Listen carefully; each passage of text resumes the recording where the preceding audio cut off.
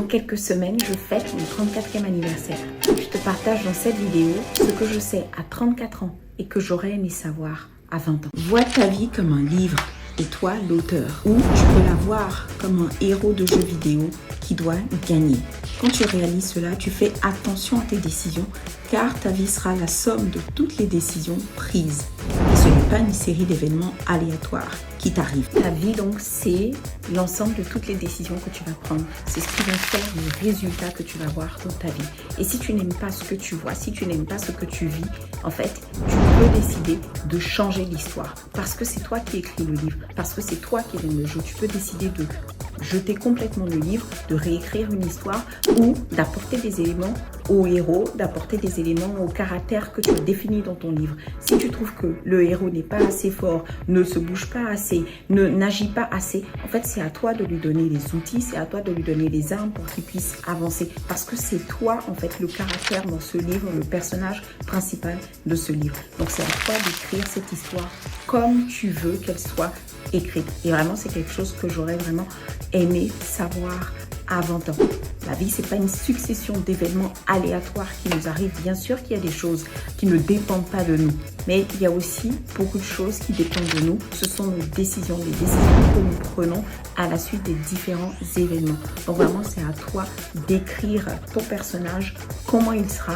Si tu as décidé que, si tu prends l'exemple du héros dans un jeu vidéo, eh ben c'est à toi de lui donner les armes. Et si tu trouves que ce héros n'avance pas comme il faut, c'est vraiment à toi de lui donner les éléments pour qu'il soit un gagnant.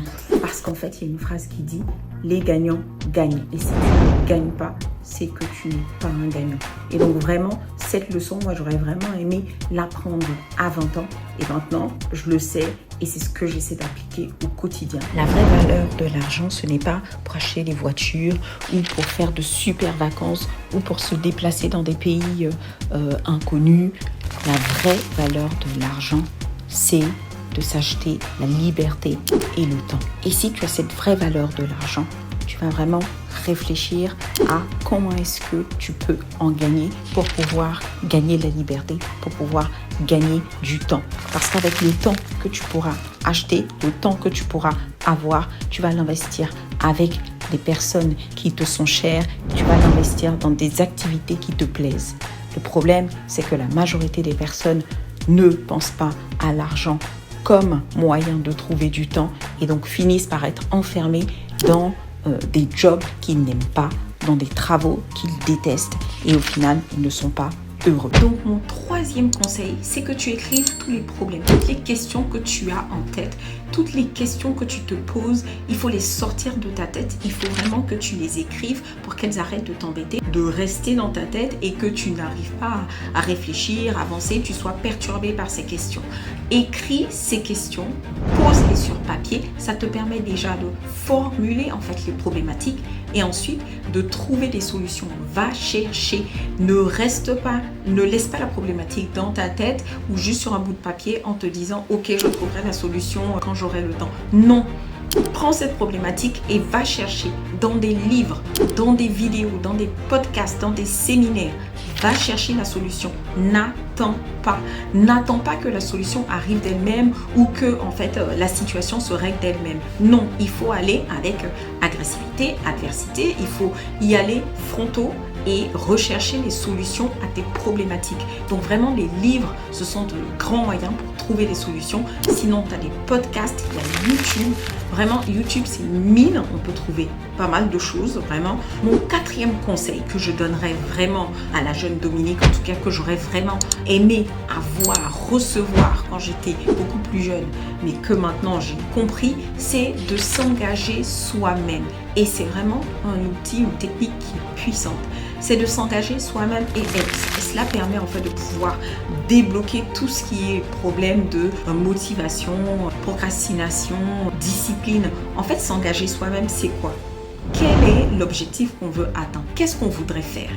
Une fois que tu as décidé de l'objectif que tu veux atteindre, de ce que tu veux faire, eh bien en fait tu t'engages, tu t'engages toi-même, c'est-à-dire que tu vas ce geste-là, tu vas te saluer tout seul, toi-même, en te disant ok, Dominique, donc je prends l'exemple, Dominique, voilà, tu t'es engagé, félicitations pour cet engagement et maintenant continue, ne lâche pas. Et en fait, tout au long de tes journées, tout au long de la journée, il faut que tu prennes en fait cette habitude de te saluer, de t'engager en disant ok, là maintenant j'ai réussi à poser une action dans le sens de mon objectif et ça va vraiment t'aider. Moi personnellement, ça m'aide au quotidien.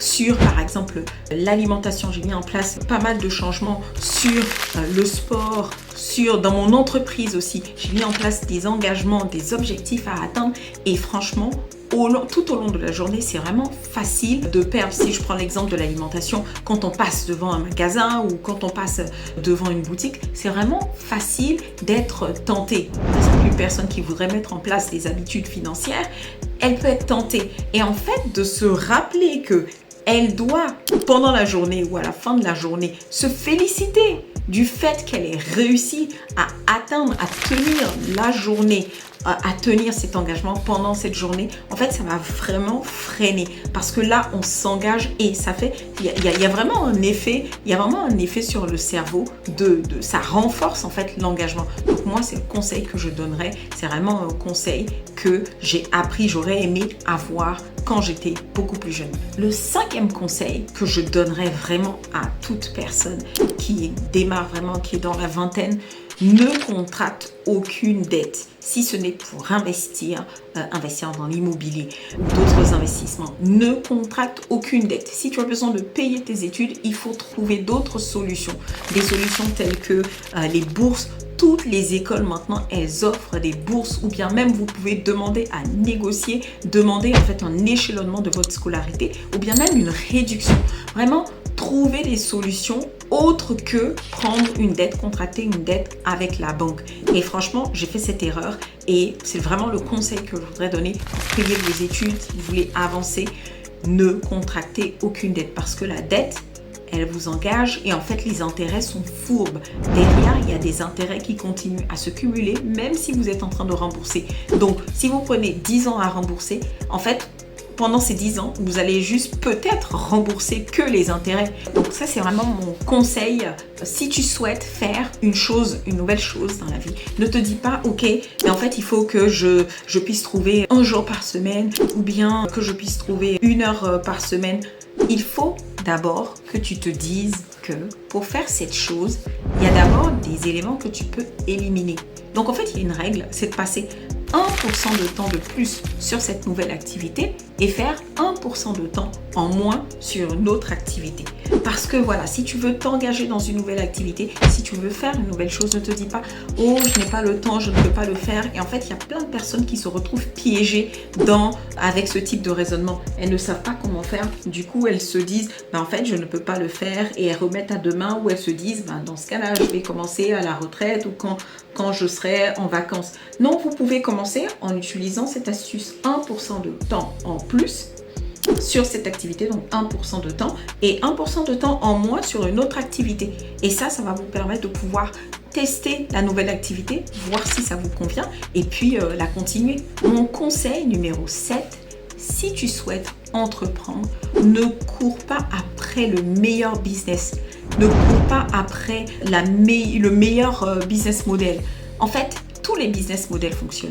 Toutes les entreprises fonctionnent en fait. Il n'y a que les personnes qui échouent. Les business fonctionnent tous. C'est-à-dire dans tous les business, vous allez trouver au moins un millionnaire, sinon des milliardaires, mais un millionnaire, plusieurs millionnaires même, sur chacun des business. Que ce soit le MLM, que ce soit la location de voitures, que ce soit le dropshipping, que ce soit du commerce en ligne, que ce soit Amazon, FBA. En fait, vous allez trouver vraiment des personnes qui ont fait des fortunes avec ces business. Et donc, cela revient à dire que ce qu'il faut pour se lancer dans un business, c'est pas de se dire j'ai besoin de trouver le meilleur business, la meilleure idée. Non, il faut voir le business avec lequel vous êtes à l'aise, le business qui correspond à vos valeurs, à vos aptitudes, à vos compétences et en fait se former dans ce sens et travailler sur son mental.